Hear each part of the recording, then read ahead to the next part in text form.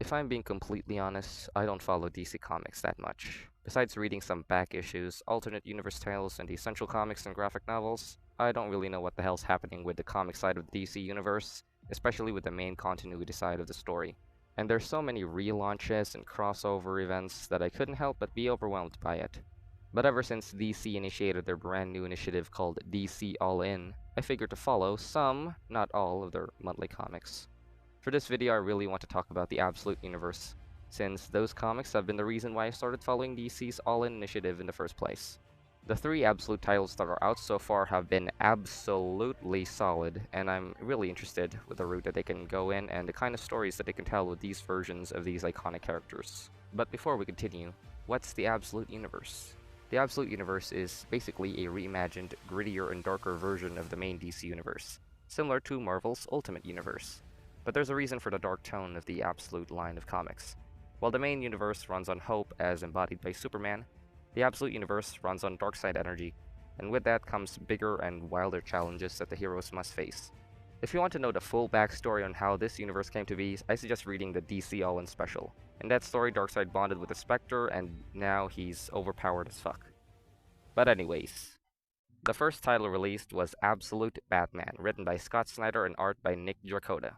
3 issues have been out as of this recording, and my goodness, those 3 issues were absolute insanity for all the right reasons. The comic have been controversial because of the character design for Batman, and I'm not gonna lie, I was also shocked when I first saw the first look. I don't hate it, but yeah, he does look like TDKR Batman but on steroids. I also find it funny that people are comparing him to a Roblox character. But I guarantee you'll forget how goofy he looks because of how badass he can get. Every part of his suit is basically a weapon. The ears from his cowls are throwing knives, his capes can solidify at will and can hold something or someone, but most memorably, the insignia on his chest is a literal axe, and he even chopped off someone's hand with it. But not only that, Bruce isn't a billionaire. He grew up in Crime Alley, and his childhood friends are basically his rogues gallery in the main universe.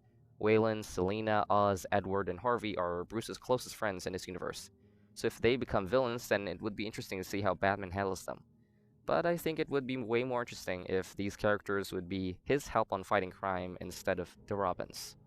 It also makes sense on why Batman knows Gotham City so well in this universe, since he had jobs in the City Hall, the Water Department, the Sanitation, the Power Grid, and currently works as a civil engineer.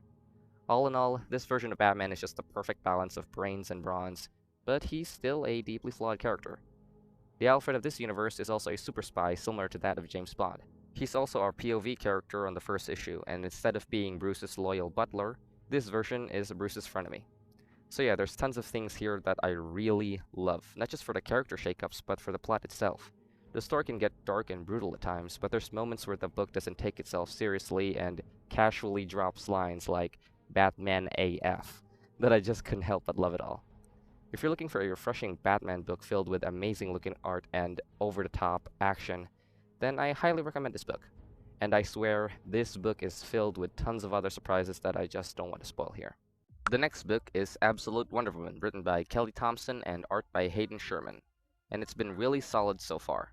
The first issue starts in media res with monsters attacking Gateway City, and it goes back and forth with the past and current events of the story. I'm really interested to see if the gods who banished the Amazons would be the main villains of the story, since Apollo is kinda sus. I also liked how hell in this universe doesn't look like your typical fiery spiky land filled with demons. Instead, it's just a boring island with little fantasy creatures and stuff. I will say I'm not that familiar with the character of Cersei, besides seeing him in Justice League Unlimited and Creature Commandos, but you can totally buy into her adoptive relationship with Diana here. On the second issue, Steve Trevor and Diana met in Hell, where they became friends, but there's still so many missing pieces to the past story that I couldn't say anything to it other than I'm interested to see where it all goes. The artwork by Hayden Sherman and colors by Jordi Bellari is also beautiful, and I love this character design for Wonder Woman.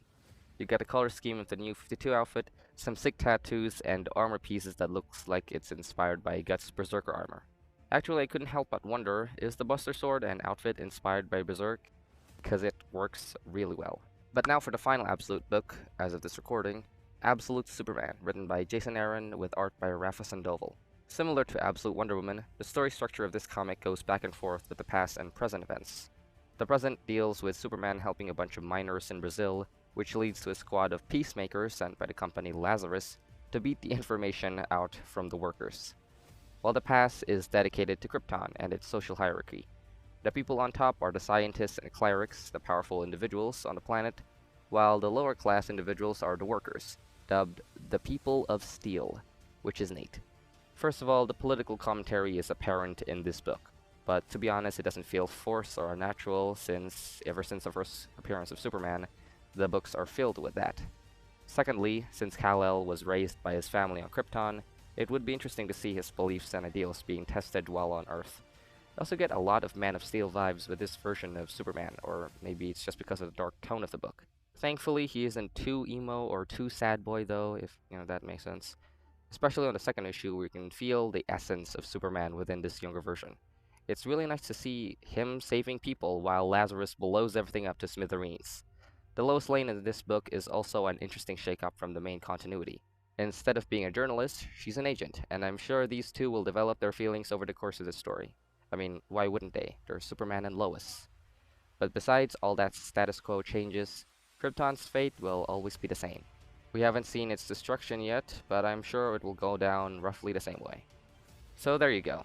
Those are my thoughts on the Absolute Universe. I know it feels a bit too early to have a review for this, but what can I say? I'm enjoying these comics a lot, and I have a lot of nice things to say about them. There's also 3 more Absolute titles releasing next year, but the one I'm eager to read is the Martian Manhunter one, since John Jones isn't going to be a Martian disguising himself as a human being, but instead it's going to be about an FBI agent that was possessed by an alien referred to as the Martian, and it's going to be a weird psychological horror superhero story, and I'm already sold with that premise alone. Anyways, that's all for this video. Thank you for watching, and see you next time. Bye!